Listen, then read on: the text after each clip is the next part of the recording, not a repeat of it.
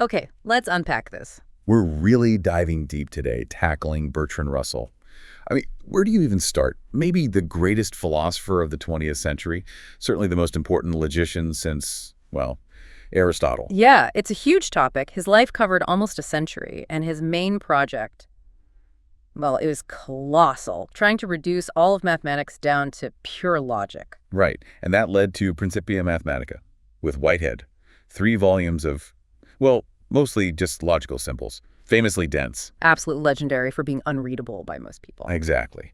So diving straight into Principia, probably not the best starting point for anyone. No kidding. Our mission here really is to get at the ideas behind those symbols, what it all mean philosophically.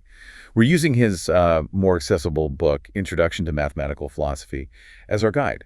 It sort of lays out the thinking. Right, so we're following that map, focusing on his really tough but central ideas, not just about math, but how his logical analysis changed the way we think about, well, everything. Reality, knowledge, language. And the core idea, the thing we absolutely have to keep coming back to, is logicism. Logicism, okay. That's the heart of his early technical work. It sounds incredibly complex, the idea that math is just logic. But hopefully, by the end of this, after we've taken apart the logic and looked at what was at stake philosophically, well, it might start to feel, almost obvious. It's all about how the pieces fit together. Okay, let's see if we can make that happen. Where do we start? With the tools. Exactly. Before Russell could even dream of reducing math to logic, he needed the right logical tools. And the ones he inherited, they just weren't up to the job. So the basics first. The proposition. What is that in Russell's world? A proposition is just the basic unit. It's the meaning behind a declarative sentence, something that has to be either true or false. Like the sky is blue, that meaning. Right, or the moon is made of green cheese. The meaning of that statement is the proposition, and in that case, it's false, thankfully. And propositions have parts, subject and predicate. Classically, yes. The subject is what you're talking about, Mars. The predicate is what you're saying about it is red. Mars is red, simple enough. And Russell often called these predicates propositional functions. Think of it like a template. X is red. You plug in a subject, Mars, and you get a true proposition. Plug in Jupiter, you get a false one. Okay. Now, the big problem was that before Russell, logic was basically stuck in Aristotle's framework, right? Pretty much entirely. It was all about those simple one-place predicates, attaching a property to one thing. Socrates is mortal. All men are mortal. Limited. Hugely limited. It works for basic syllogisms, but try analyzing a scientific statement, or especially a mathematical one. 2 is greater than 1. How do you fit that into subject as predicate? Yeah. Greater than 1 isn't really a property of 2 in isolation. It's about a relationship. Exactly. Or think about geometry. Point B is between point A and point C. Aristotelian logic just couldn't handle that gracefully. It would have to treat being between A and C as one massive, clunky predicate attached to B. Which completely hides what's actually going on logically. Right. So Russell's first huge breakthrough was developing the logic of relations. This was a logic that could handle predicates with 2 places, 3 places, any number of places. So X is greater than Y is a 2-place relation. X is between A and B is a 3-place relation. Precisely. And this wasn't just a technical tweak. It was a fundamental shift in understanding logic itself. Relations weren't just complicated properties. They were basic logical building blocks. Oh, and suddenly, with this more powerful logic, Suddenly, he had a system strong enough to actually express the concepts needed for mathematics, like greater than, member of a set, all those relational ideas. The stage was set for logicism. Okay, so the tools are ready. Let's define logicism itself properly. What's the core claim? Logicism makes 2 big claims. Sure. First, all mathematical concepts, number, addition, everything can be defined using only logical concepts. No leftover mathematical stuff. And second, All mathematical truths, like 2 + 2 = 4, can be proved using only logical truths and rules of inference. So the punchline is, mathematics is just a branch, maybe a very complicated branch, but just a branch of logic. that sounds, well, incredibly ambitious. But Russell wasn't starting completely from zero, was he? You mentioned mathematicians had already done some groundwork. Oh, definitely. By the late 19th century, mathematicians had already shown that most of classical math, calculus, algebra, geometry could be grounded in arithmetic, the theory of whole numbers. Reducing everything down to basic counting numbers. Right. And then people like Dedekind showed how you could define irrational numbers using rational numbers and rational numbers using the natural numbers 1, 2, 3. So the huge task of reducing all of math to logic actually boiled down to reducing just the natural numbers and arithmetic to logic? Exactly. That became the crucial bottleneck. And then Giuseppe Peano came along. Peano's axioms. Right. Around 1890, Peano showed that all of arithmetic could be derived from just 5 axioms, using only 3 undefined terms: 0, number, and successor of. So Russell's mission got even clearer. Crystal clear. Step 1. Define Peano's 3 terms using pure logic. Step 2. Prove Peano's 5 axioms using only logical truths and his new logic of relations. Okay, this leads to maybe the most mind-bending part. How on earth do you define something as basic as a number using only logic? We think of 2 as, well, just 2. Russell's definition is pretty ingenious, but definitely not intuitive at first glance. He defined a natural number logically as a class of classes. A class of classes. Okay, break that down. What does that mean for, say, the number 2? Right. Forget the symbol 2 or some abstract idea of two-ness, Russell says. Look at all the collections in the universe that have exactly 2 members. My hands, the wheels on a bike, a pair of shoes. Exactly. Each of those is a couple, a class with 2 members. The number 2 for Russell is the class that contains all of those couples. Whoa, okay. So the number isn't an abstract thing. It is the collection of all instances of that quantity. Precisely. The number 1 is the class of all singletons, all classes, with just 1 member. The number 3 is the class of all triplets. It's a definition purely in terms of logic and set theory classes and membership. No need for intuition or special mathematical objects. And using this definition, he could then define 0 and successor logically, too. Yes, using similar class-based definitions. And once he had those definitions, he believes he could derive Peano's axioms from pure logic. And in his 1903 book, Principles of Mathematics, he basically laid out how this worked. It looked like Logicism at triumph. It looked like I sense a butt coming. A massive butt. This early version, what we call naive logicism, had a fatal flaw baked into its foundations. Yeah. And Russell himself found it. Oh, the irony. What was the flaw? It was an assumption hidden deep in the set theory he was using, something called the comprehension axiom. Basically, it assumed that any property or predicate you could think of automatically defined a legitimate set or class of things that have that property. That sounds reasonable. If I can describe a property, surely I can talk about the set of things having it. It sounds reasonable, but it leads directly to disaster. It leads to Russell's paradox. The paradox that nearly broke logic. Okay, let's walk through this carefully. Right. So the axiom says any predicate defines a set. Consider sets themselves. Some sets seem to contain themselves as members, like the set of all things that are not teacups. That set itself isn't a teacup, so it belongs in the set. It's a member of itself. Okay, weird, but I follow. But most sets don't contain themselves. The set of all teacups is not itself a teacup. The set of cats is not a cat. Right, that seems normal. Sets that contain themselves, sets that don't. Now, Russell uses that second category, sets that are not members of themselves, to define a new predicate. X is a set that is not a member of itself. By the comprehension axiom, this predicate must define a set. Let's call it R for Russell's set. R is the set of all sets that do not contain themselves. Okay, R is the set of all sets that aren't members of themselves. Now what? Now the killer question.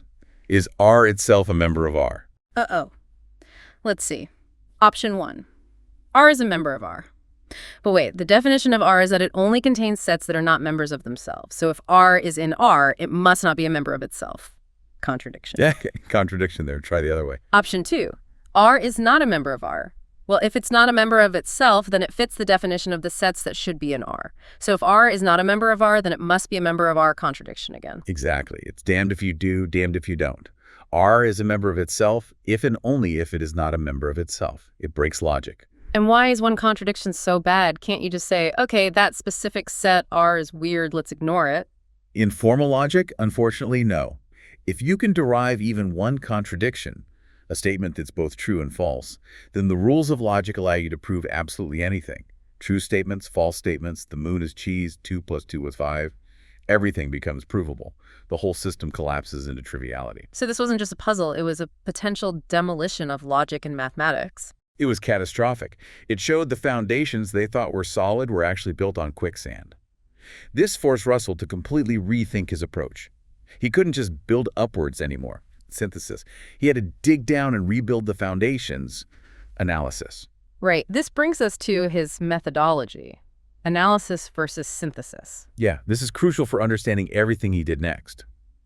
Analysis, for Russell, means starting with something you think you know, like arithmetic seems pretty solid, right?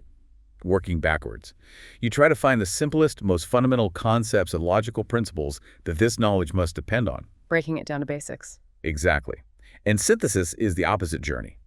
Once analysis has hopefully uncovered those true, basic logical building blocks, you start from those blocks and try to rigorously deduce or rebuild the knowledge you started with. So Principia Mathematica was the grand synthesis. The ultimate synthesis, yes.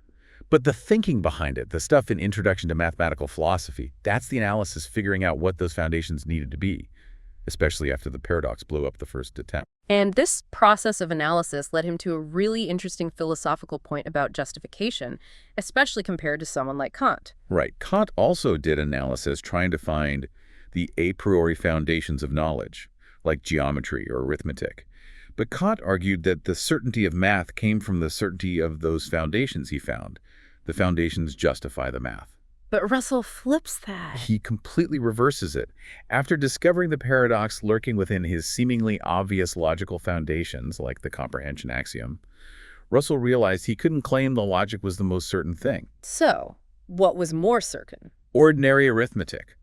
The stuff humanity has used successfully for thousands of years. Russell basically said, look, the complex logical axioms we need to propose to avoid the paradox, like the theory of types we'll get to, are frankly less obvious, less certain, than the basic fact that 2 + 2 = 4. So the logic is justified because it successfully produces the math we already trust. That sounds almost like scientific reasoning. Inductive. It is essentially an inductive justification. He argues the main reason to accept these complicated logical fixes is that they work. They let us derive mathematics without contradiction. The structure stands up. Wow. So the thing being analyzed, math, ends up being more certain than the tools found by the analysis, the specific logical axioms.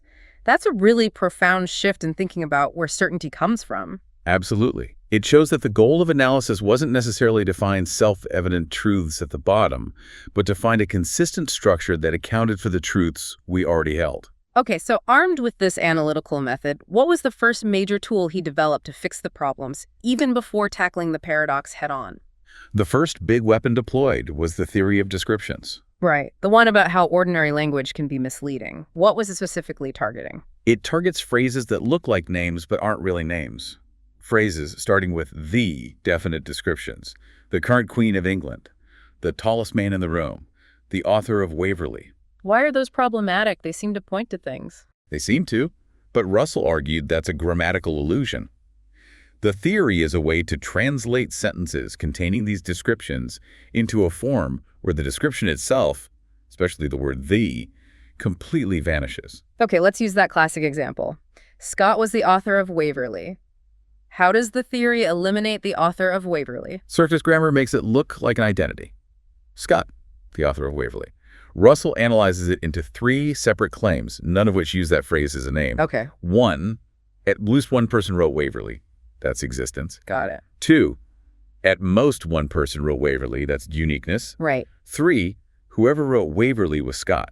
That's the identity part. So the full translation is something like, there exists an X such that X wrote Waverley A and D for any Y. If Y wrote Waverley, then Y is the same as X, A and D X is Scott. Exactly.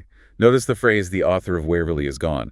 It's replaced by variables, X, Y, quantifiers, there exists for any, and predicates, wrote Waverley is Scott. So the description itself isn't naming an object. No. That's the key insight. Definite descriptions are incomplete symbols. They don't stand for anything on their own. They only get meaning within the context of the whole sentence, and their contribution is this complex logical structure of existence and uniqueness. Unlike a proper name like Scott, which presumably does just name an object directly. That was Russell's view then, yes. Names denote, descriptions describe and assert existence uniqueness. He called descriptions logical fictions, useful ways of talking, but not pointers to single entities. And the huge philosophical payoff is solving problems about talking about things that don't exist. Precisely. Take the sentence, the present king of France is bald. If the present king of France were a name, the sentence would be problematic. Right. Or it's meaningless because there's nothing to name, or we're somehow committed to a non-existent king existing just so we can talk about him being bald. Which is weird. Very weird. But with the theory of descriptions, the sentence analyzes into 1, there is a king of France. 2, there's only one. 3, he is bald. Since part 1, existence is false, the whole statement is simply false. But it's still perfectly meaningful. It just makes a false claim. Exactly. It solves a huge metaphysical puzzle by showing how surface grammar hides the underlying logical structure. Analysis reveals the truth. Okay, so that's a powerful tool for dealing with misleading language. How did he apply this kind of thinking to the source of the paradox, those problematic sets or classes? He needed to eliminate them, just like he eliminated definite descriptions. This led to the no-class theory. No classes at all. How does that work? It applies the same strategy. Just as the author of Waverley isn't a real entity, Russell argues that classes or sets aren't real entities either. Symbols that look like they name classes are also incomplete symbols. So instead of talking about the set of even numbers, we should talk about the property of being even. That's the core move. Instead of saying 6 is a member of the class of even numbers, which seems to relate to objects, 6 in the class, you replace it with 6 has the property of being divisible by 2, or whatever the defining property is. So the statement is now just about the number 6 and a predicate, a property. The class itself has vanished from the logical picture. Completely vanished. It's treated as a linguistic shorthand, a logical fiction. But wait, if classes are eliminated, what happens to his definition of numbers? Weren't numbers defined as classes of classes? Ah, yes. That's the really radical consequence. If classes don't exist as real entities, and numbers are classes of classes, then numbers themselves must also be. Logical fictions. Linguistic conveniences. Exactly. Russell had to conclude that numbers, the very bedrock of mathematics he was trying to secure, are not actual objects. They are just part of the symbolic machinery, useful ways of talking about collections via their defining properties, but not things in themselves. Wow, so the reduction of math to logic kind of succeeded, but by demoting numbers to, well, convenient ways of speaking? That's a good way to put it. The structure was saved, but the ontological status of numbers took a massive hit. Now, why did he have to go so far? The paradox only seemed to involve some weird self-referential sets. Why eliminate all sets, even perfectly normal ones like the set of chairs in this room? Seems like overkill. It does seem like overkill. He had a couple of reasons. One was pragmatic. It made the next step, the theory of types, much simpler to formulate if you didn't have to worry about classes as a separate category of things. Okay, simplifying the next fix. What was the other reason? It tackled a very old philosophical headache. The problem of the one and the many. Is a set a single thing, the set itself, or many things, its members? How can it be both? Philosophers tied themselves in knots over this. So by saying sets just aren't things, he sidesteps that whole debate. Precisely. There is no set entity to worry about. There are just individuals and the properties they share and the logical structures we use to talk about them. It dissolves the problem. Okay, so the no-class theory gets rid of sets by turning them into predicates or properties. But didn't you say the paradox could just reappear for predicates? You anticipated the next crisis. Yes, exactly. Eliminating classes solves the set paradox, but since classes were essentially replaced by their defining predicates, a very similar paradox pops up for predicates themselves. How does that work? Well, think about predicates. Some predicates seem to apply to themselves. The predicate is a predicate, is itself a predicate, but most don't. The predicate is read is not itself read. Okay, same structure as with sets. Predicates that apply to themselves, predicates that don't. Right. So now consider the predicate. PX is a predicate that does not apply to itself. Uh-oh. Here we go again. Does P apply to itself? If it does, then by definition it shouldn't. If it doesn't, then by definition it should. Same contradiction, just moved up a level from sets to predicates. The no-class theory wasn't enough on its own. So this required Russell's second major fix, the really complex one. This is the big one. The theory of logical types. This is the intricate machinery built into Principia Mathematica to stop these paradoxes for good. And how does it work? What's the fundamental idea? The fundamental idea is to prevent the paradoxes by strictly banning problematic self-reference. It imposes a rigid hierarchy on language and logic. Based on what principle? Why is self-reference banned? Russell justified it with the vicious circle principle. Roughly, it says that anything defined in terms of a total collection cannot itself be a member of that collection. You can't define something using a group that includes the very thing you're defining. Any sentence that tries to do this or tries to have a predicate apply to itself in a way that crosses levels isn't false. It's declared meaningless, syntactically ill-formed, gibberish. Okay, so it's a grammatical rule for logic. How does the hierarchy, the stratification work? It starts at the bottom, type 0, with individuals. These are the actual things in the world. People, atoms, chairs, whatever your basic objects are. Yeah. They aren't logical or linguistic entities. Level 0, the stuff. Right. Then you have type 1, which consists of properties of individuals or first-order predicates. Things like X is red, X is human. These predicates can only take individuals, type 0, as their subjects. So Socrates is human is okay because Socrates is type 0 and human is type 1, but human is meaningless. Exactly. Human is type 1. It can't take another type 1 entity as its subject. To talk about properties of properties, you have to go up another level. To type 2. To type 2, these are second-order predicates, properties of properties. For example, X is a common property or X is a virtue.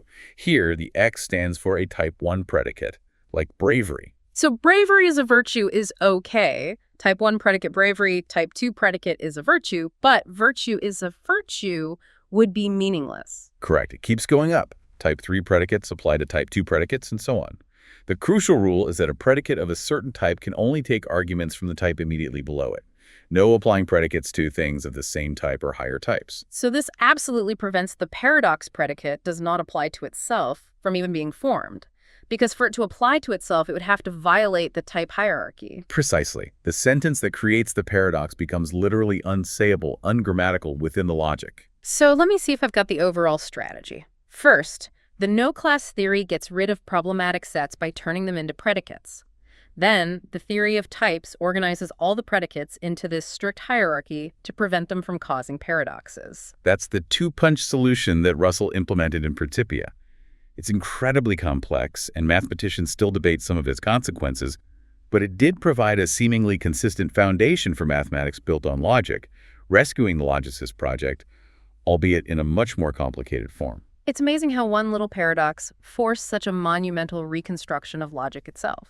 It really shows the power and the danger of foundational assumptions in logic and math. Now, these powerful analytical tools, theory of descriptions, no-class theory, theory of types, Russell, didn't just keep them confined to math, did he? He used them to analyze, well, everything else, reality, knowledge. Absolutely.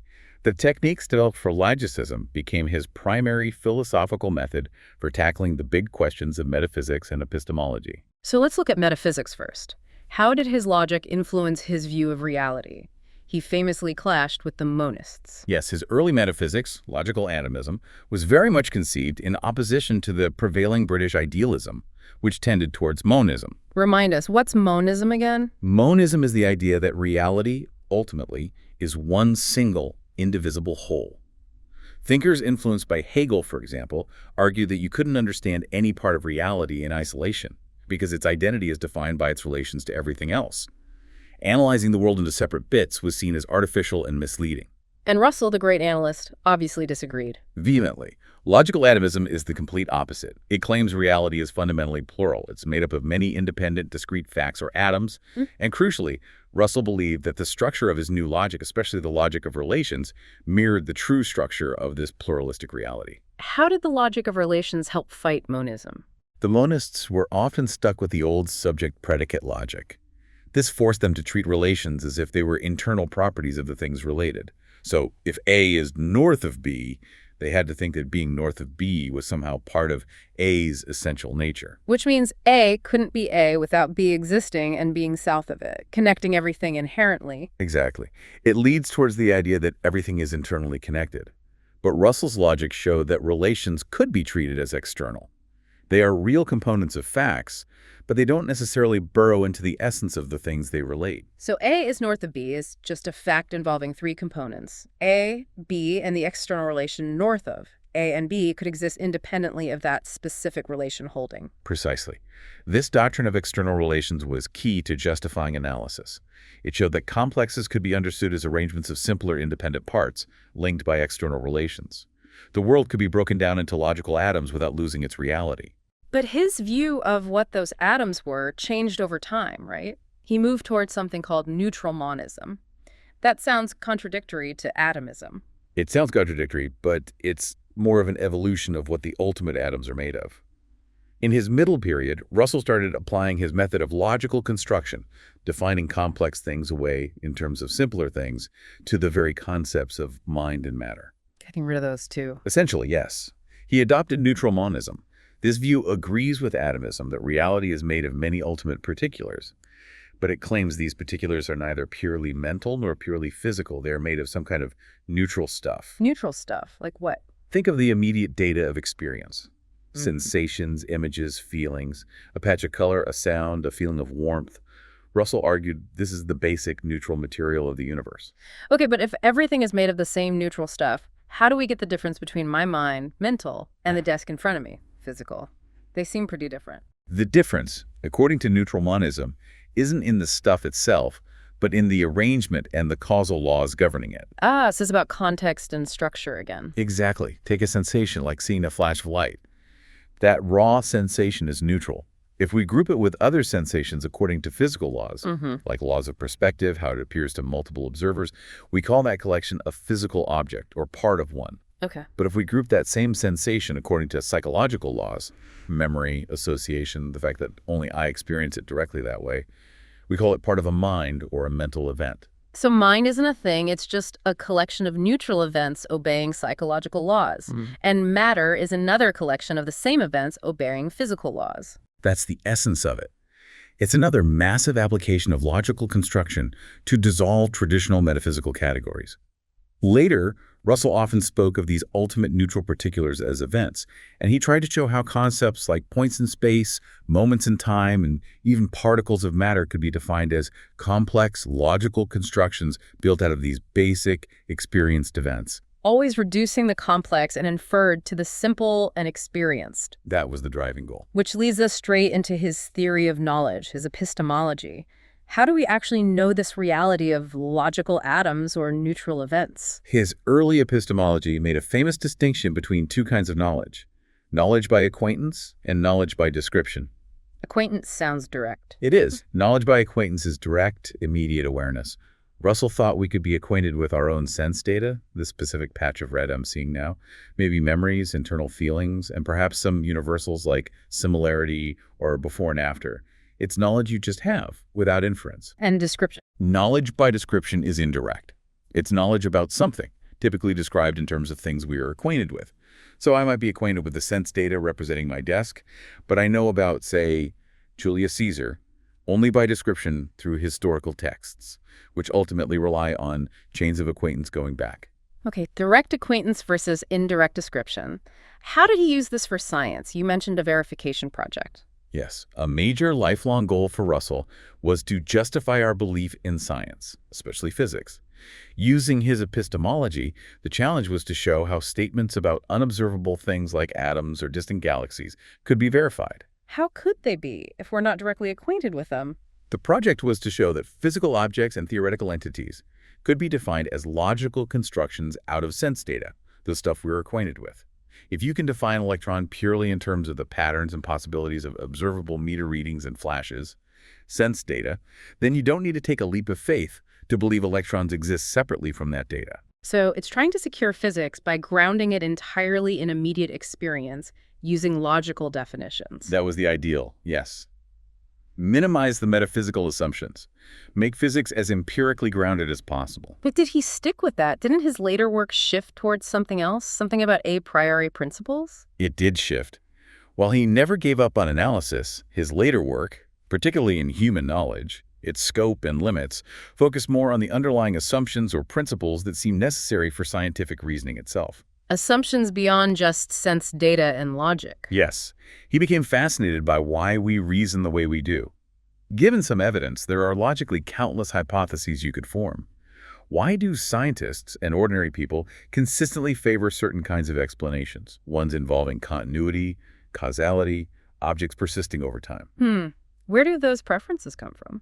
Russell argued they don't come from logic or strictly from the evidence itself. They are more like fundamental postulates or habits of expectation that we bring to our experience. Like we just expect the world to be somewhat orderly and predictable. Exactly.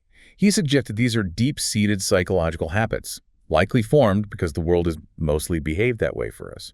They are caused by experience, but they function as a priori principles in the sense that we use them to organize experience and guide our inferences, rather than deducing them from experience on each occasion. So things like assuming objects persist when we're not looking, or expecting induction to work. These are necessary preconditions for science, rooted in our psychological makeup, but not logically proven certainties. That's the direction his later thought took. It was a move towards recognizing the limits of pure empiricism and logic, acknowledging the role of these innate inferential tendencies in shaping our knowledge of the world. Okay, one last major area, meaning. How did his analysis change how he thought about language itself? Did his view of what words mean evolve? Dramatically. His early view was quite traditional, almost Platonic. The meaning of a name was the object it named. The meaning of a predicate is red, was the abstract universal redness. And the meaning of a whole sentence, Socrates is mortal, was a single complex abstract entity called a proposition. So the meaning existed out there like an abstract fact, whether anyone thought it or not. That was the early idea, yes. Socrates is mortal denoted this complex Socrates being mortal thing. But he ran into problems, especially with false sentences. What complex entity does the present king of France is bald denote if there's no king? Right, the same problem the theory of description solved for naming. Exactly. So around 1910, influenced by Wittgenstein partly, Russell abandoned the idea that sentences denote single, complex propositions. So what gives a sentence meaning then? Meaning arises, he argued, only when a sentence is actually judged, believed, desired, questioned, etc. by a person. The sentence itself becomes an incomplete symbol, like a description.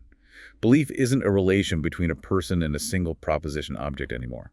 What is it relation to then? It's a more complex relation between the believer and the parts of the would-be proposition, the subject, the objects, the relation involved.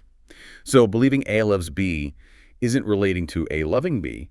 It's a complex relation involving the believer, A, the relation loves, and B. That sounds much more psychological. It paved the way for his later, more psychological and causal theory of meaning. In this middle period, he started thinking about how words get their meaning through association with experiences, sensations, and images. Meaning becomes rooted in psychological events and causal links. And belief. The content of a belief shifts from being about external things and relations to being more about internal things, images, words, feelings of assent or dissent. It's leaning toward a behaviorist or functionalist view. How did this affect the view of grammar? You mentioned verbs earlier. Did they still denote universals, like running? No, in this later causal structural view, verbs and relation words lost their job of denoting universals. Instead, their role became purely structural. Yes, Russell used the analogy of an egg carton. The nouns, eggs, are placed into the structure provided by the verb or relational phrase, carton. The verb creates the pattern or form of the sentence, like subject-verb-object, holding the other words in the right relationship, but it doesn't denote a separate entity itself. So grammar still reflects logical form, but not every word needs to name something. Verbs just provide the connections. Exactly. It reinforced his overall analytical theme. Don't be fooled by surface grammar into thinking every word corresponds to a distinct item in reality.